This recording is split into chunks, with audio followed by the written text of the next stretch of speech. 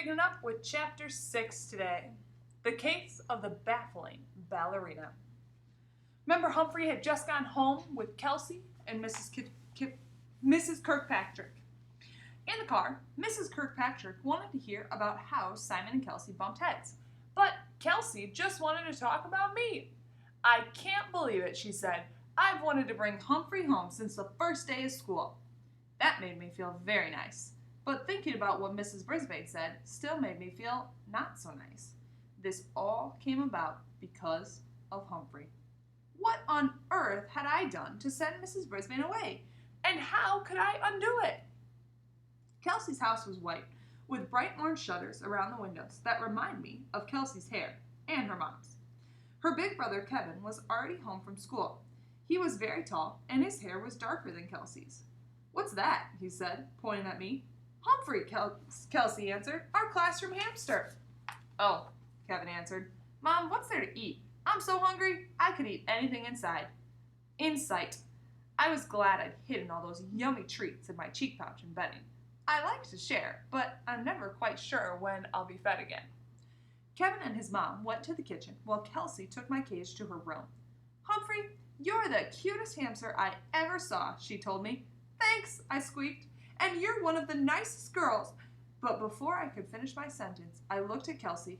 She was nice, but the skin around one of her eyes had turned a bright shade of purple with streaks of green and black. "Eek!" I squeaked. Luckily, Kelsey just giggled. That was one time I was happy a human couldn't understand my squeak. I would never want to hurt a friend's feelings. Kelsey made sure that everything in my cage was in order. Then her mom came in to check on us. "Oh, Kelsey, look at your eye," her mom said. "I'm afraid it will look a lot worse before it goes away." Kelsey raced to the mirror and looked at herself. Oddly enough, she smiled.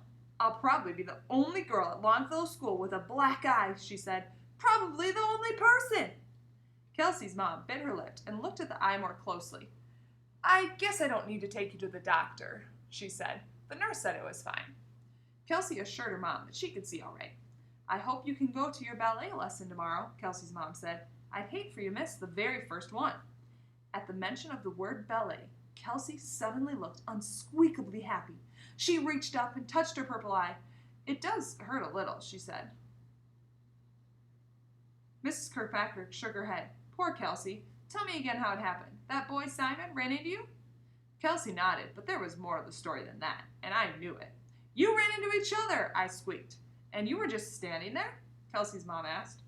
Kelsey squinched up her face and thought for a bit.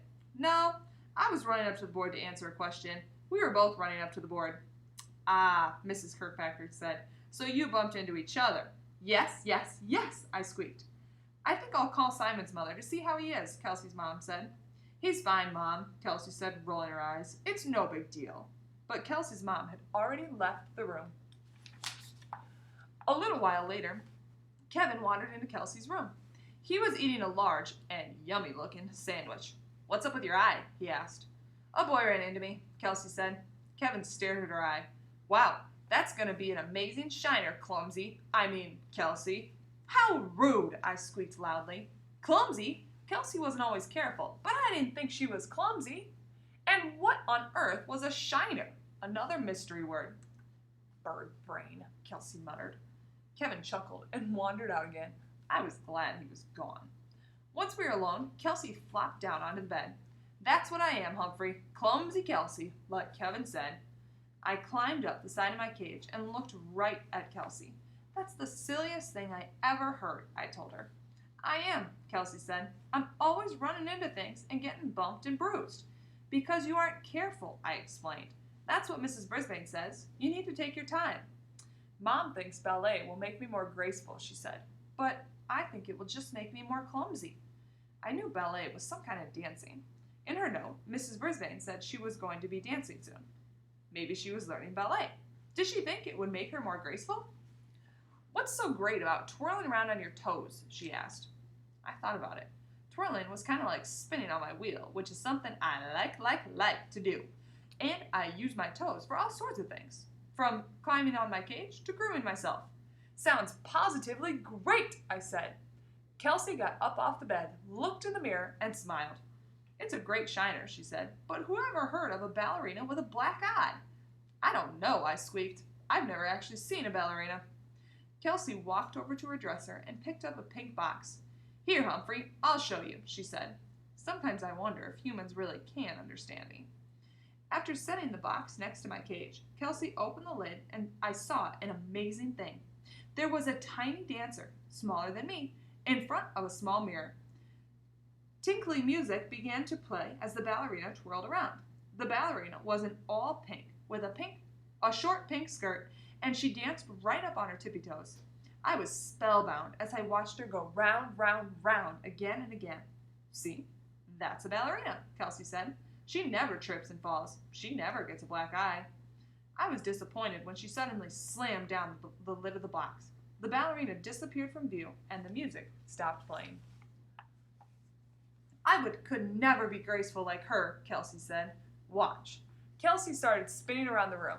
I have to admit, she didn't exactly look like the twirling ballerina. While the tiny dancer twirled in one place, Kelsey lurched around wildly until I was afraid she was going to stumble right into my cage. She didn't. Instead, she wobbled and fell backwards, landing on her tail. Well, the place where humans would have a tail, if humans had tails. Ouch, she said. Eek, I squeaked. Just then, Simon raced into the room. His mom and Kelsey's mom were right behind him. Hi, Kelsey, he said. My mom wanted to see your eye. Kelsey, what are you doing on the floor? Miss Kirkpatrick asked. Kelsey got up and rubbed her rear end. Practicing ballet, she said.